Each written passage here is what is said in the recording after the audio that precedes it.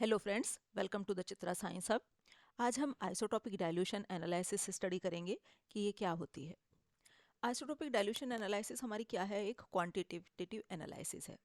The method of isotope dilution comprises the addition of known amount of isotopically enriched substance to analyzed sample. समझ लो हमें किसी sample को analyse करना है, हमारा कार्बन का ही कोई सैंपल है, तो हम क्या करेंगे कि उसके उसके अंदर डाइल्यूशन कर देंगे, किसकी, उसी के एक रेडियो एक्टिव आइसोटॉप। जैसे हमारा C14 हमारा है, पता है कि हम एक रेडियो एक्टिव आइसोटॉप होता है, तो उसका हम डाइल्यूशन कर देंगे किसके अंदर, जो हमें सैंपल एनालाइज करना है। समझ लो हमें जो है C12 या C13 हमें एनालाइज करना है, तो C14 का आइसोमर उसमें डाल के उसे हम डाइल्यूट कर लेंगे।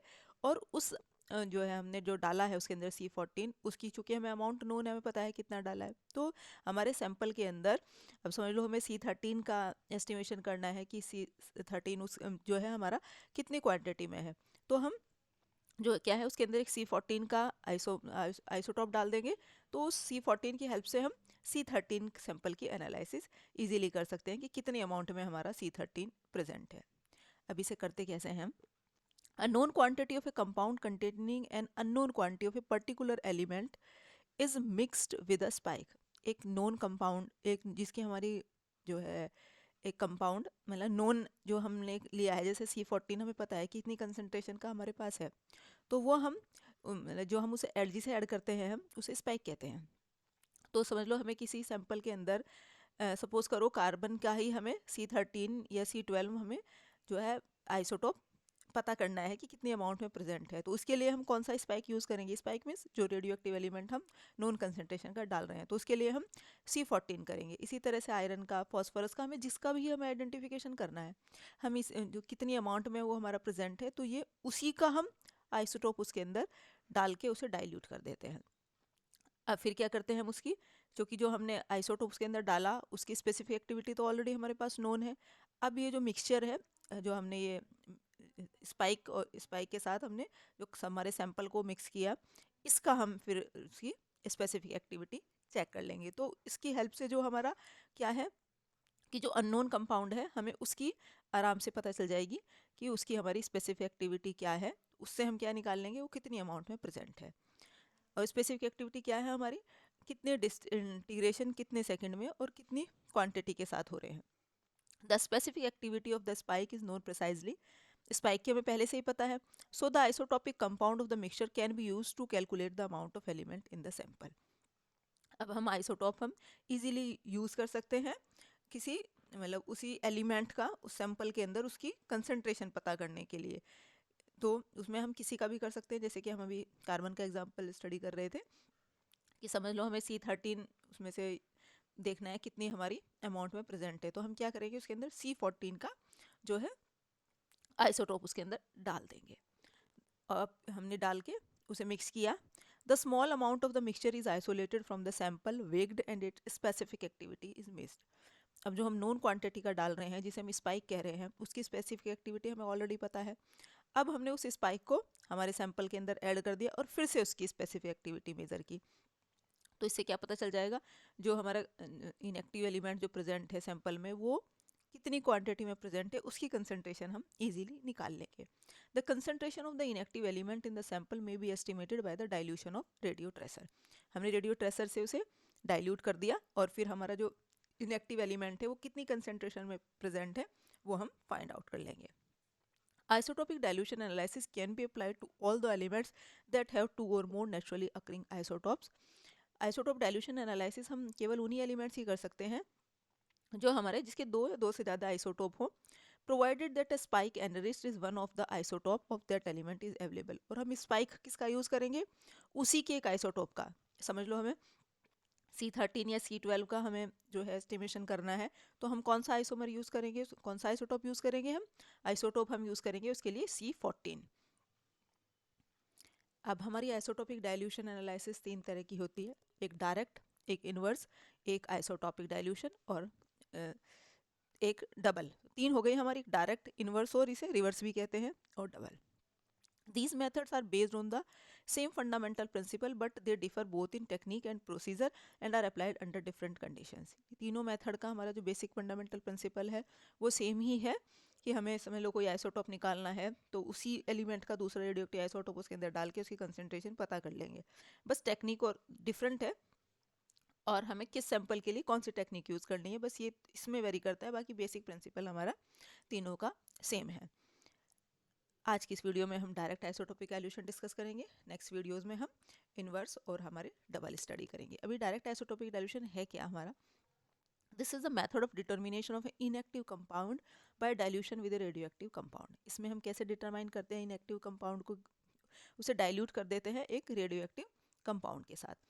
This technique is used to determine the quantity of known radioactive constituent in a mixture of closely related compound which are difficult to separate quantitatively by conventional method। और इस टेक्निक का हम क्या यूज़ करते हैं, एक नॉन रेडियोएक्टिव आइसोटोप हमारा कितनी कंसंट्रेशन में प्रेजेंट है मिक्सचर के अंदर, उसके इस टेक्निक से हम ये फाइंड आउट करते हैं, जिन उस तरह के कंपाउंड को करते हैं जो हम दूसरे कन्वेंशनल मेथड से जिन्हें हम सेपरेट नहीं कर सकते।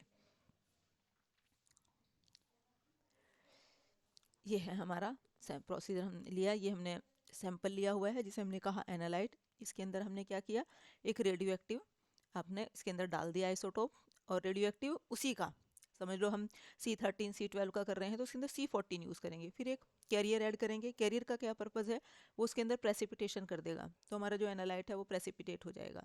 फिर उसे हम क्या है काउंटिंग यूनिट तक लेके जाएंगे और वहाँ पे क्या करेंगे, उसकी स्पेसिफिक एक्टिविटी मेज़र करेंगे।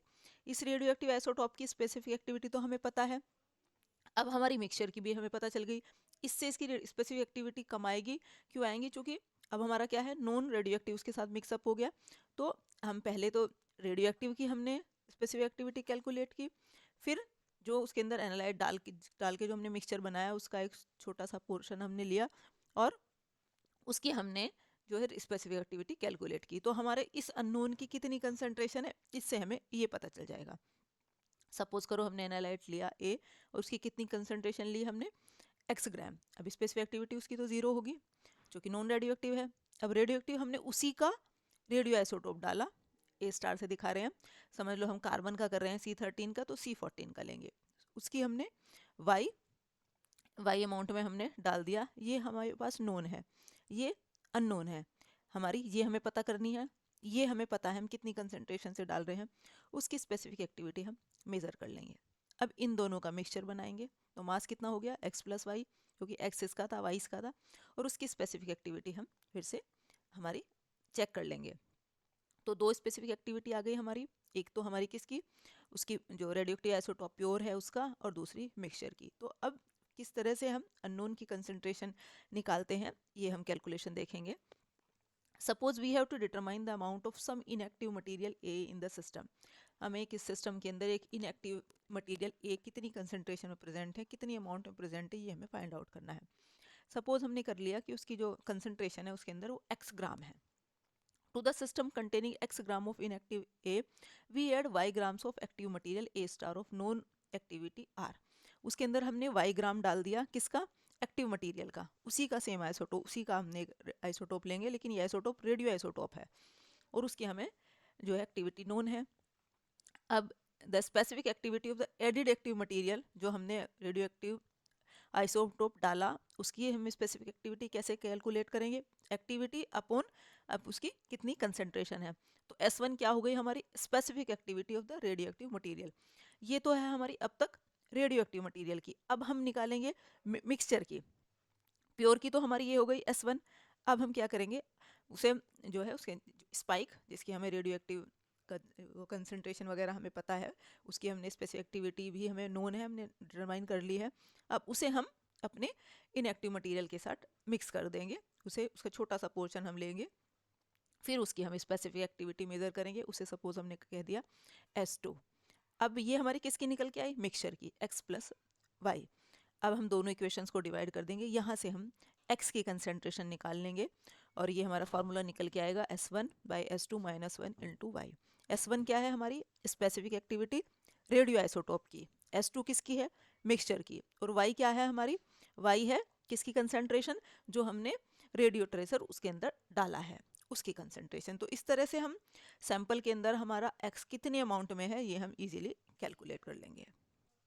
अब क्या एडवांटेज हैं, DIDA कहते हैं इसे शॉर्ट फॉर्म में, डायरेक्ट आइसोटोपिक डाइल्यूशन एनालिसिस।